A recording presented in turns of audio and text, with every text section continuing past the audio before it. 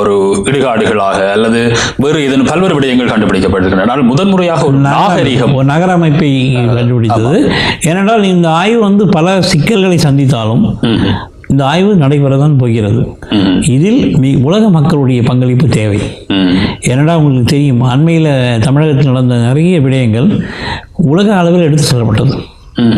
உலக நாடுகளில் அந்த தூதரகத்தில் போய் சொல்லக்கூடிய அளவுக்கு ஆயிடுச்சு. அதனால் இனி ஒரு விடயத்தை யாராலும் அவ்வளோ எளிதாக மறைக்க முடியாது.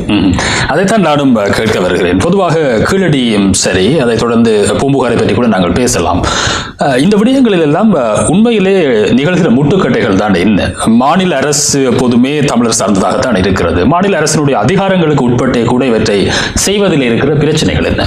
இல்லை, இதில் அடிப்படை 40-50 வருடமாக அந்த துறைசார் வல்லுநர்களை நாம் உருவாக்கவில்லை.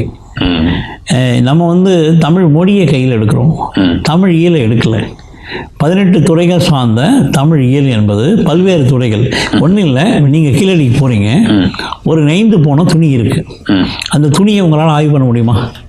அந்த துறை அறிவு இருந்தால்தான் ஆய்வு பண்ண முடியும். இப்போ எனக்கு ஒரு பல்துறை சார்ந்த தேடல் இருக்கிறதால என்னால் கண்டுபிடிக்க முடியுது.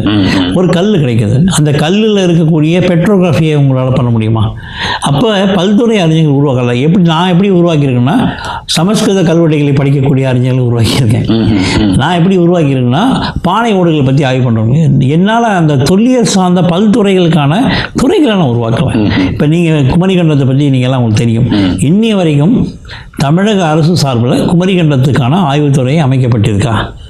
இது இல்லை. ஆனால் தஞ்சை தமிழ் பல்கலைக்கழகத்தில் கடல் ஆய்வுக்கான ஒரு துறை இந்தியாவிலே முதலாக 81-83 உருவாக்கப்பட்டது. ஆனால் அந்த துறை இயங்குதா? இல்லை. இப்போ முதல்ல இது துறை சார்ந்த அறிஞர்களை உருவாக்க வேண்டும். ஒன்றும் இல்லை, இந்த ஆய்வுகளுக்கான ஒரு ப்ராஜெக்ட் ப்ரப்போசல் நம்ம கொடுத்தோமா? டெல்லியில் ஏசியில் இருக்க துறை இருக்குது. இதுதான் சிக்கலாக இருக்குது.